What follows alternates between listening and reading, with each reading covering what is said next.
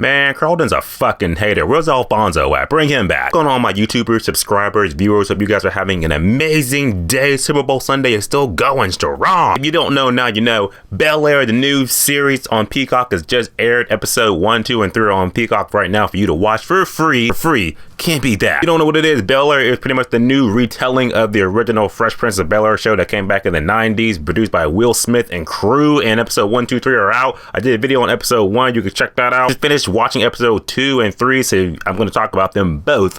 I think they're both good. This movie series is really deep, man. Like, I'm really invested in it. You're going to get new episodes every Thursday. So every Thursday you get a new video from me on top of my usual Thursday movies and videos that you get anyway. But man, I'm really just gushing over the show because I'm really engrossed with it. This new retelling, this new dramatic take on the Fresh Prince of Bel-Air is really growing on me. I do like it a lot. So I'm going to dissect. I feel like this show is really, it's for the culture, man. For the culture. I love it. First of all, Jabari Banks, like I said, he is really growing into this Will Smith character that I like. I like this new take on Will Smith. In fact, I won't say new take. I feel like this would be like Will Smith if this was done in 2022. Like, he's good. I like it. Especially episode 2 and 3. Really, episode 3 really hammers it in. Like, yes, that's our Will Smith. I would do a breakdown on episode 2 and 3, but I don't want this video to be like 20 minutes long. So I'm going to give you the gist of episode 2 and 3, pretty much the highlights. So yeah, you should check the show out. It's on Peacock right now. Check it out. Let's talk about episode 2 and 3 of Bel-Air. Put up episode 2, where we really establish is that the real takeaway, Carlton's an asshole.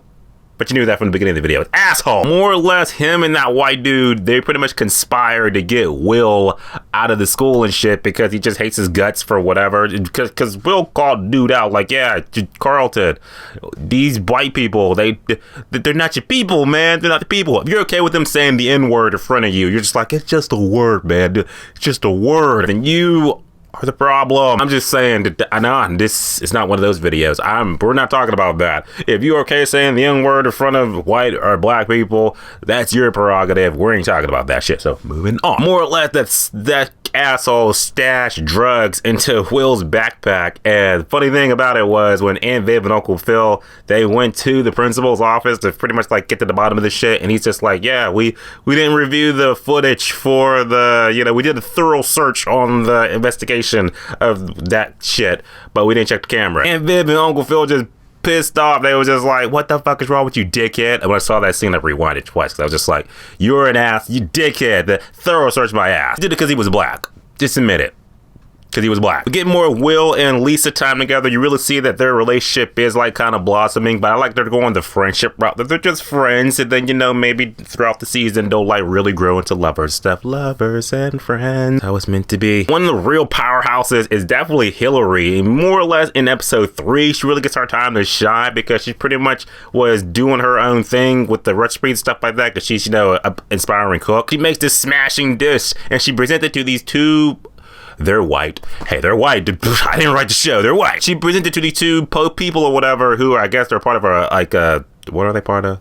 Some culinary something. But anyway, they wanted to offer her a job. But they was like, yeah, your recipe is a little too spicy and shit, so can you tone it down? More or less the takeaway was they wanted her to change who she was just so she could work for them. And it's just like, kind of had a Captain America moment. It was just like, compromise where you can, but where you can't, don't. And tell them to move. You shouldn't have to change who you are just to be successful. You just shouldn't. Be yourself. And I feel like a big takeaway from that was that, yeah, not every opportunity is the right opportunity for you. Let's remember that's a good life lesson. And because it might seem good at first, just doesn't mean like, yeah, it's for you, because you might have to change who you are, change things that you might not like about it, and you have the God-given right to say no. There might be another better opportunity waiting for you. So yes, that show taught us that. I got more screen time with Uncle Phil and Will. Their relationship really grew even more in episode 3. That was great because Uncle Phil was doing the whole, step by step, day by day, stomp the yard shit. I'm really liking my man. What's his name? I'm not looking it up, but I like Uncle Phil.